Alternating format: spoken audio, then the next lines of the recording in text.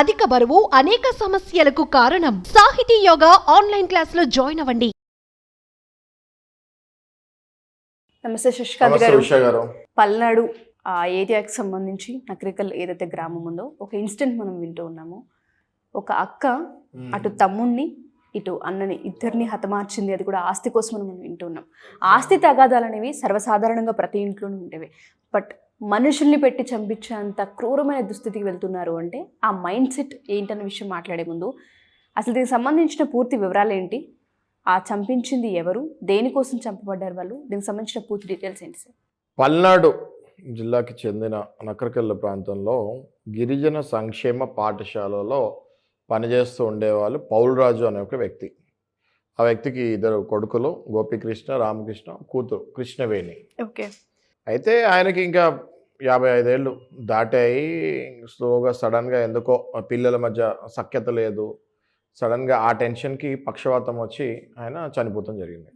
ఇంకా ఆయన గవర్నమెంట్ పాఠశాల కాబట్టి ఆయనకి డెత్ బెనిఫిట్స్ అవి ఉంటాయి. ఇంకా తనంతరము మనిషి పోయారంటే ఆస్తులు పిల్లలకే కదా వెళ్ళేవి. అయితే ఇప్పుడు మనం చూసుకుంటూ ఉంటే అనాథ నుంచి తండ్రి ఆస్తి కూతురికి వచ్చేది ఉన్నా కూడా ఇంకా ఊర్లలో కొడుకులు ఈ కూతురికి ఆస్తి ఇవ్వకుండా కొడుకులే తీసేసుకుంటారు, కూతురికి ఏమి హక్కు లేదంటారు. ఇప్పటికీ చాలామంది ఆడబిడ్డలకి అక్కడ తెలియదు నాకు కూడా సమాన ఆస్తి ఉంటుంది అని. అయితే అన్నదమ్ములకి తెలియదు, ఈమెకి తెలియదు. అన్నదమ్ములు ఏమనుకున్నారంటే ఇంకా ఆస్తి మొత్తం మన ఇద్దరికే అని డిసైడ్ అయ్యారు వాళ్ళు పంచుకుంటానికి. కృష్ణవేణికి ఆ విషయం తెలిసింది. తెలిసి ఇంకా నాకు రూపాయి కూడా వీళ్ళు ఇచ్చేటట్లు లేరు, మా నాన్న బతుకుంటే అట్లీస్ట్ నాకు ఇచ్చేవాడేమో, ఆయన సడన్గా చనిపోయాడు. స్కూల్ నుంచి ఆయనకి గవర్నమెంట్ స్కూల్ నుంచి ఆయన బెనిఫిట్స్ కూడా వచ్చే ఉన్నాయి. బెనిఫిట్స్ ప్లస్ ఆయనకున్న ఆస్తి ఏవో చిన్న చిన్న ఆస్తులే, వాళ్ళకైనా వేల లక్షల కోట్లు ఏమైనా ఉంటాయి, చిన్న చిన్న ఆస్తి, అదే వాళ్ళకి పెద్ద డబ్బు ఊర్లో. ఆ ఆస్తి ఇంకా మా అన్నదమ్ములు నాకేమి ఇచ్చేటట్లేరు, చిల్లి గవ్వ కూడా ఇచ్చేటట్లేరు అన్న విషయం అమ్మ గ్రహించింది. నిజంగానే అన్నదమ్ములు మొత్తం ఆస్తి వాళ్ళే తీసుకుందామని అనుకున్నారని ఈమెకి సమాచారం వచ్చింది. ఓకే. అంతే.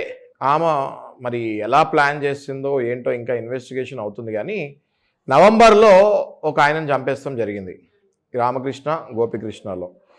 ఇప్పుడు డిసెంబర్ 10వ తారీఖు ఇంకొక ఆయన చంపేస్తాం జరిగింది. చూడండి, ఊర్లో ఒక సోదరి ఇద్దరు సోదరులని స్కెచ్ గేసి సుపారీ ఇచ్చి చంపేస్తాం జరిగింది. చంపేస్తమే కాకుండా ఇప్పుడు దాకా ఇంకా ఆ బాడీస్ ఎక్కడున్నాయో దొరకలేదు. ఏదో కాలువలో తోసేశారు అని సమాచారం అట్లా తెలిసింది. ఇంకా ఎగ్జాక్ట్లీ ఎక్కడ తోసిందా అన్న విషయం కూడా ఇంకా తెలియదు. ఇంకా గాలిస్తున్నారు. ఆచూకీ ఇంకా బాడీస్ యొక్క ఆచూకీ రాలేదు. ఇది ఒక పెద్ద దుమారం లాగా మారింది.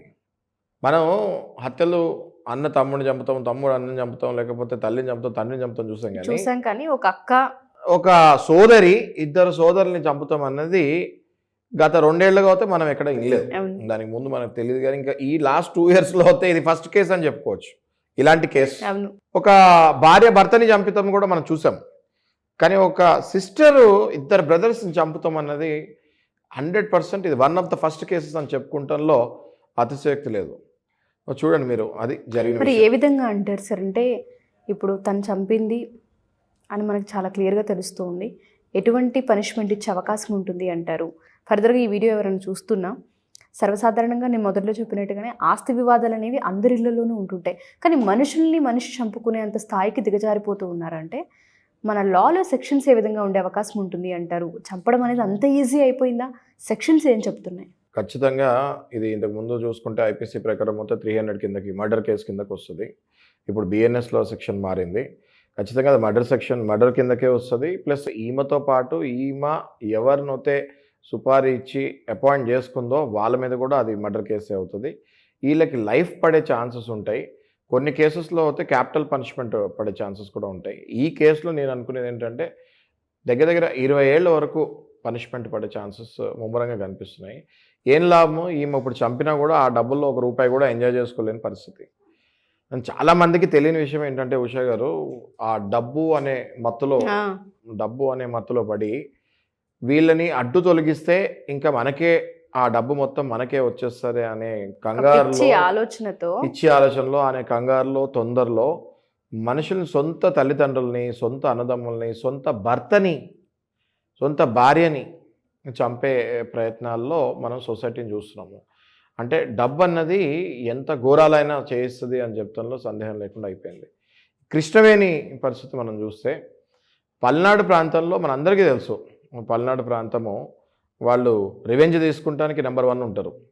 ఓకే, మరి అట్లాంటి ప్రాంతంలో ఒక ఫ్యామిలీ ఎప్పుడు కూడా కలిసి కట్టుకుంటారు, వేరే వాళ్ళ మీద వాళ్ళు రివెంజ్ తీసుకుంటానికి ప్రయత్నిస్తుంటారు. అని సొంత ఒక కడుపును పుట్టిన సొంత పిల్లలే. ఒక గడుపున పుట్టినే వీళ్ళు ఇలా కక్ష సాధించుకుంది అంటే ఇంకా ఆ మహిళని ఏమనాలో కూడా మనకి మాటల్లో కూడా మనం వర్ణించలేము.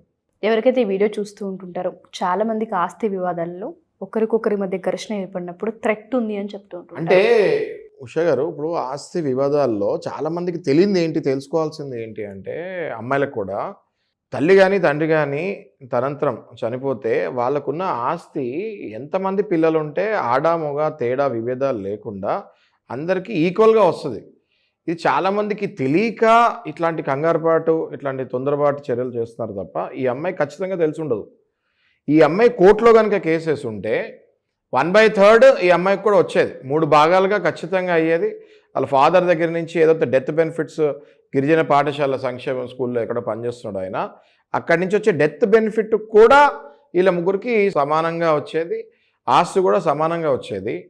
ఒకవేళ ఇద్దరిని ఈమె చంపకుండా ఉంటే కోర్టులో కేసు వేసుకొని ఉంటే ఒక మంచి అడ్వకేట్ని అప్రోచ్ అయ్యి ఈమె షేర్ ఈమెకు వచ్చేది, వాళ్ళిద్దరు ప్రాణాలు కూడా బతుకుంటే ఈమె కూడా జైల్లో కాకుండా వచ్చిన డబ్బులతోటే ఈమె హాయిగా ఉండేది.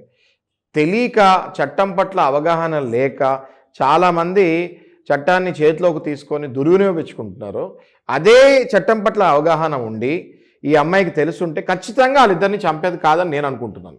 సో చాలా మందికి ఆస్తి వివాదాలు థ్రెట్ ఉంది మాకు అని చెప్తుంటుంటారు. అక్క నుంచో, తమ్ముడి నుంచో, అన్న నుంచో మా మీద చంపే ప్రయత్నాలు చేస్తూ ఉన్నారు అని కొంత వాళ్ళకి హింట్ ఉంటుంది. అలాంటి వాళ్ళు ఎవరైనా సరే లీగల్గా కనుక సపోర్ట్ కావాలనుకుంటే మనం వాళ్ళకి లీగల్గా మనము అవేర్నెస్ క్రియేట్ చేస్తానికి ఎప్పుడు వెనక్కి వెళ్ళము. తప్పకుండా వాళ్ళు మనల్ని కాంటాక్ట్ అవ్వచ్చు. వాళ్ళకి కావాల్సిన లీగల్ అవేర్నెస్ చెప్తాం, మా బాధ్యత కూడా.